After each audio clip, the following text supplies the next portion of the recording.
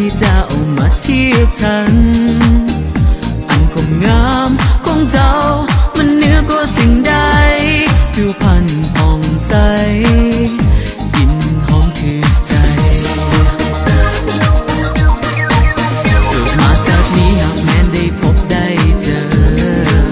ใจเกือบละเมอเมื่อมาจะเจอหน้าตาบอกเคยจะคิดว่าเจ้าจะงามป่านนี้โอ้แม่โส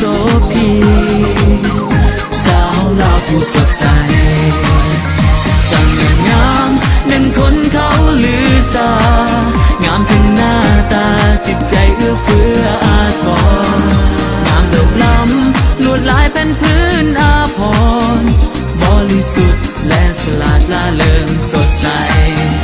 จิตใจงามวัฒนธรรมมีพร้อมทุกสิ่ง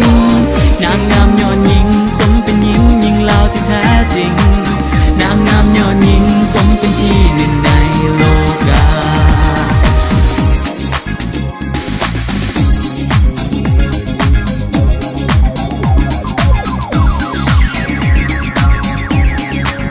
จงงามเลิศล้ำบ่มีใครมาเปรียบปา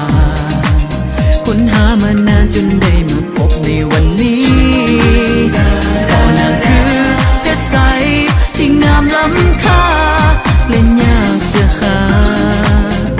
สิ่งใดมาเทียบทันสร้างงามดังคนเขาลือสางามทั้งหน้าตาจิตใจเอื้อเฟื้ออาทรงามเลิศล้ำลวดลายเป็นพื้นอาภรณ์บริสุทธิ์และสลาดล่าเริงสดใสจิตใจงามวัฒนธรรมมีพร้อมทุกสิ่งนางงามยอดหญิงสมเป็นหญิงหญิงลาวที่แท้จริงนางงามยอดหญิงสมเป็นที่หนึ่งในโลกา